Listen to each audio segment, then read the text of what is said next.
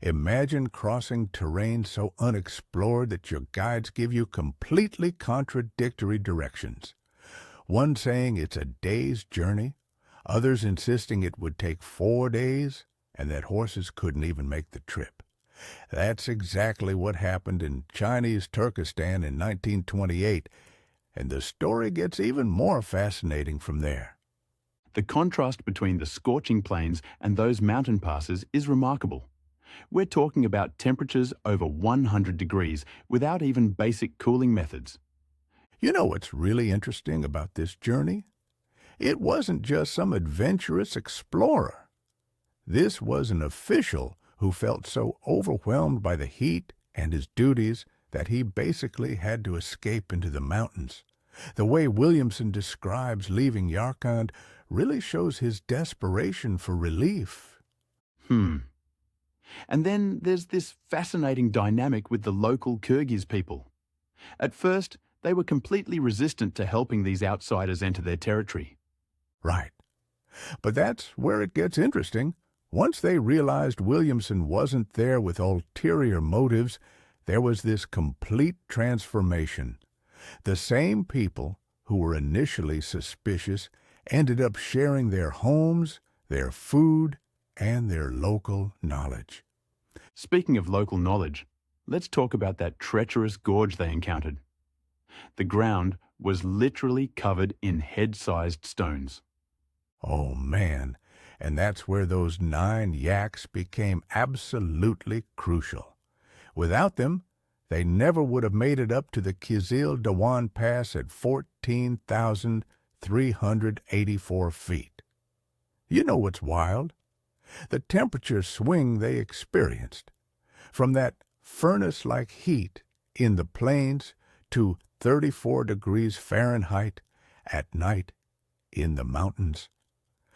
Well, that kind of climate whiplash must have made planning incredibly difficult. How do you even pack for conditions that varied so dramatically? And here's what makes this journey so unique. They were dealing with these intense physical challenges while navigating completely unmapped territory.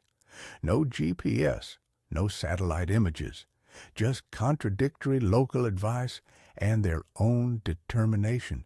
The fact that this route was only passable for 3 months of the year, July to September, adds another layer of complexity. The makeshift infrastructure they encountered is fascinating too.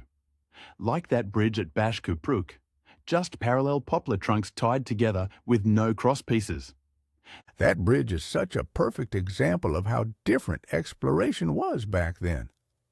Every step forward required this delicate balance of trust. Trust in local knowledge, in makeshift structures, in weather patterns. And then there's this wonderful human element, like how Mrs. Skrine had apparently made herself so popular with the Kyrgyz ladies during previous visits. The whole journey takes such a dramatic turn at the end though, doesn't it? Just as they reach this idyllic setting with pine forests and snow-capped mountains. Exactly. They finally reach Kaying Bashi, this beautiful mountain retreat, only to learn that the governor has been murdered in Urumqi. Suddenly, they have to race back to Kashgar, covering 5 normal marches in just a day and a half. It really shows how even in the most remote places, political events could suddenly upend everything. That rapid transition from peaceful exploration to political crisis really captures the complexity of that historical moment. And you know what's particularly striking? Despite all these challenges, the treacherous terrain, the political tensions, the extreme weather, Williamson still manages to convey this sense of wonder about the landscape and its people. It's a reminder that even in the most difficult circumstances, there's room for discovery and human connection.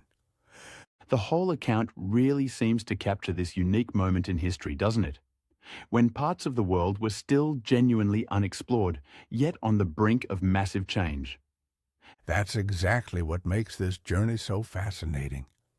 It's not just about the physical challenges or the political intrigue.